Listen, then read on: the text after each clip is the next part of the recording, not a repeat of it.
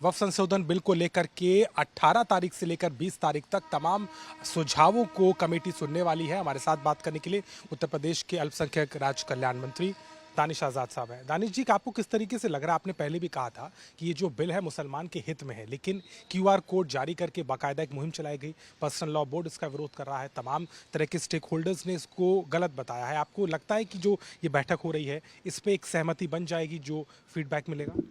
नहीं, देखिए, अगर वाकई लक्ष्य मुस्लिम समाज का डेवलपमेंट है, मुस्लिम समाज का सशक्तिकरण है, तो वक्फ संशोधन अधिनियम 2024 जो है मुस्लिम समाज के सकारात्मक सुधार के लिए बहुत ज़रूरी है।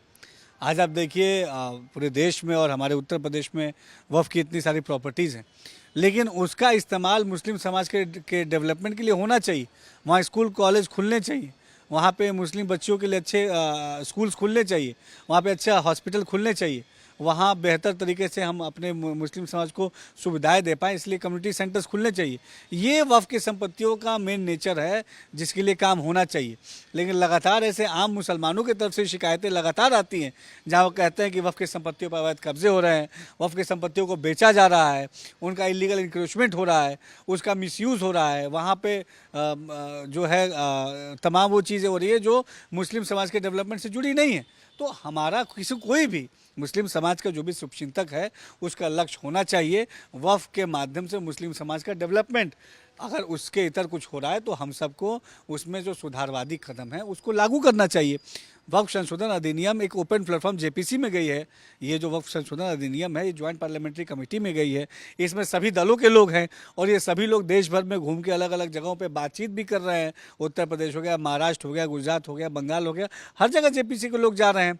जो सकारात्मक राय है सबको उसमें अपनी राय रखनी चाहिए और वक्फ संशोधन अधिनियम मुस्लिम समाज के डेवलपमेंट के लिए ज़रूरी है और उसका सभी को सपोर्ट करना चाहिए। आपको लगता है कि आम सहमति बन पाएगी? क्योंकि जिस तरीके से बात कही जा रही थी, आप ये तक कहा गया पर्सनल लॉ बोर्ड की तरफ से जो संपत्ति मिलती है वो किसी के दान में मिलती है, वो उस पर शंका करना गलत है, और जो ये तमाम सुझाव लिए जा रहे हैं, आपको लगता है कि क्या जो इसका विरोध कर रहे हैं वो इसको समझ पाएंगे? नहीं नहीं, देखिए, ये बात तो सही है कि वो वक्फ की संपत्ति जो है वो दान में मिलती है, लेकिन क्या ये बात सही नहीं कि वक्फ की संपत्तियों पर अवैध कब्जे हो रहे हैं? इस बात से कोई इनकार कर सकता है क्या? क्या ये बात सही नहीं कि वक्फ की संपत्तियों को इलीगली बेचा भी गया है? वक्फ की संपत्तियों का प्रॉपर ऑडिटिंग होना है, इसमें क्या गलती है? वक्फ की संपत्तियों का को अगर हम जियो टैगिंग करके उसको संरक्षित करना चाहते हैं, इसमें क्या गलती है? वक्फ की संपत्तियों पे हम स्कूल कॉलेज जैसे चीज़ें प्रोग्रेसिव चीज़ लाना चाहते हैं, इसमें क्या गलती है?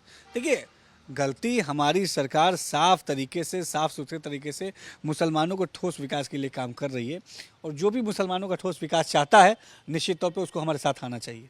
आज मोदी कैबिनेट ने अप्रूवल दिया है, मंजूरी दे दी है वन नेशन वन इलेक्शन को। विपक्ष का मानना है कि ये एक और शगुफा है, चाहे आम आदमी पार्टी हो, चाहे समाजवादी पार्टी, कांग्रेस। क्या देश तैयार है वन नेशन वन इलेक्शन के लिए? देखिए, प्रधानमंत्री मोदी जी ने हमेशा देश को सकारात्मक तरीके से आगे बढ़ाने की नीयत के साथ काम किया है और आज जो कैबिनेट में मंजूरी मिली है वन नेशन वन इलेक्शन को, निश्चित तौर पे समाज की ज़रूरत है, देश की ज़रूरत है। मोदी सरकार समाज और देश की ज़रूरतों को समझते हुए सकारात्मक भाव से काम करती है। मोदी सरकार ने हमेशा देश हित के लिए जो आवश्यक है उस दिशा में काम किया है। एक सवाल और है, सदस्यता अभियान को लेकर के बड़ी कार्रवाई चल रही है। अब तक 75 लाख मतदाता कार्यकर्ता बन चुके हैं, सदस्य बन चुके हैं। आप लोगों को भी पर्सनल टारगेट मिला है। आपको लगता है कि थोड़ा रुझान कम है क्या पिछली बार की तुलना में, क्योंकि जो स्पेस है वो इतना स्टडी है? नहीं नहीं, बहुत उत्साह है। सदस्यता अभियान की शुरुआत 2 तारीख को प्रधानमंत्री नरेंद्र मोदी जी ने की है और 3 तारीख को उत्तर प्रदेश में हमारे मुख्यमंत्री जी ने की है और एक उत्साह है लोगों के अंदर भारतीय जनता पार्टी के सदस्य बनने के लिए। और जिस तरीके से इतने कम दिनों के अंदर इतनी बड़ी संख्या में सदस्य बने हैं, ये अपने आप में दर्शाता है कि भारतीय जनता पार्टी जो हमारी है विश्व की सबसे बड़ी एकमात्र लोकतांत्रिक पार्टी है और हम ज़्यादा से ज़्यादा सदस्य बना के अपने पार्टी को और मजबूत करेंगे और समाज के अंतिम पायदान पे खड़े व्यक्ति तक पहुँच के समाज की उन्नति और तरक्की के लिए काम करेंगे। शुक्रिया बात करने के लिए। तो कहीं ना कहीं तमाम मुद्दों को लेकर के बात की है। वक्फ संशोधन बिल पर हो रहे विरोध, उसकी सलाह मशवरा के साथ साथ कहीं ना कहीं वन नेशन वन इलेक्शन पे भी अब सहमति बनती नजर आती है। वक्फ संशोधन बिल को लेकर के जेपीसी की बैठकों का दौर शुरू हो चला है और उसमें तमाम मुस्लिम धर्मगुरु, स्टेक होल्डर्स अपनी राय रख रहे हैं, लेकिन इसका विरोध भी हो रहा है। हमारे साथ बात करने के लिए मौलाना यासूब अब्बास साहब हैं।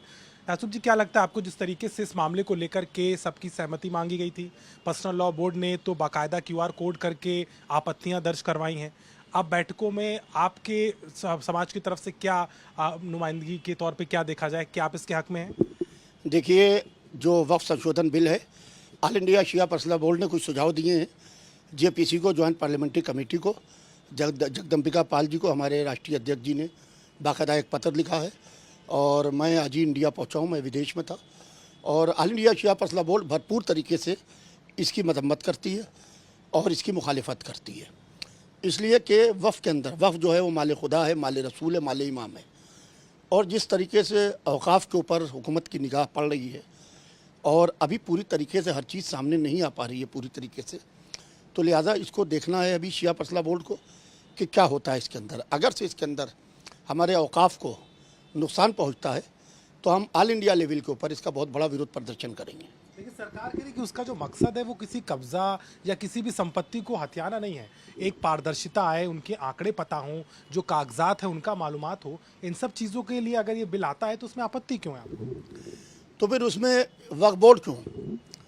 और दूसरे भी तो धर्म के तमाम चीज़ें हैं, धर्मार्थ है, जो भी जिसके अंदर उनकी चीज़ें वक्फ हैं वो सब रखी हुई हैं, तो उस सबके ऊपर करते हैं।